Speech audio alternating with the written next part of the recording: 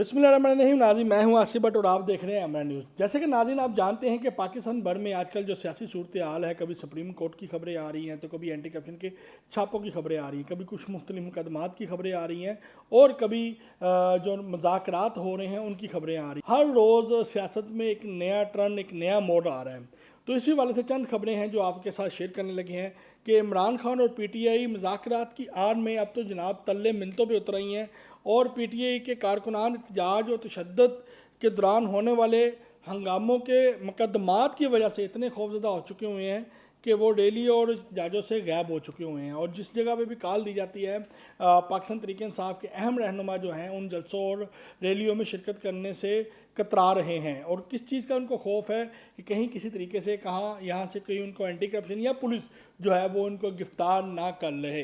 दूसरी जानब राना सनाउल्लाह ने पीटीआई के कारकुनान और इमरान खान के लिए एक ड्रोना ख्वाब बन चुका है। और राना सनाउल्लाह के एक्शन में आने के बाद फैसलाबाद और सियालकोट में जो पीटीआई की आला क़यादत थी वो भी मंजिल आम से गायब हो चुकी हुई है। और इमरान खान की हर तकरीर में और पीटीआई के रहनुमाओं की हर तकरीर में राना सनाउल्लाह का जिक्र ना हो तो ये मेरा ख्याल उनकी तकरीर मुकम्मल नहीं होती।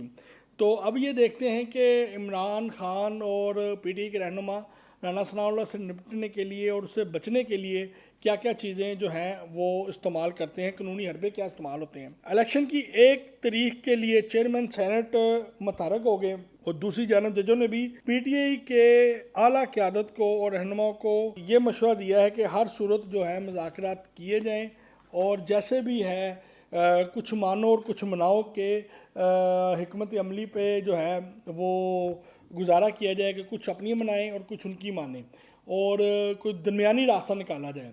और जजों ने बड़ा सख्ती से ये इनको मशवरा दिया है और मुख्तलिफ जो सियासी रहनुमा है, क़यादत है, उन्होंने भी कहा है कि पीटीआई को जो है जैसे पहले लचक दिखा रही थी मज़ीद लचक दिखाए और हुकूमत को भी उन्होंने दरख्वास्त की है कि वो किसी तरीके से जो मुतालबात हैं उस पर मान के 1 तारीख जो इलेक्शन के लिए वो मुकर्रर कर दी जाए। एंटी करप्शन के इन एक्शन होने से और पीटीआई के रहनुमा जो हैं एमपीएस एमएनए जो हैं उनका इनकलाब निकल गया, यानी कि जितों भी निकलना थलो निकल गया तो निकल गया, जितों भी निकलना ही निकल।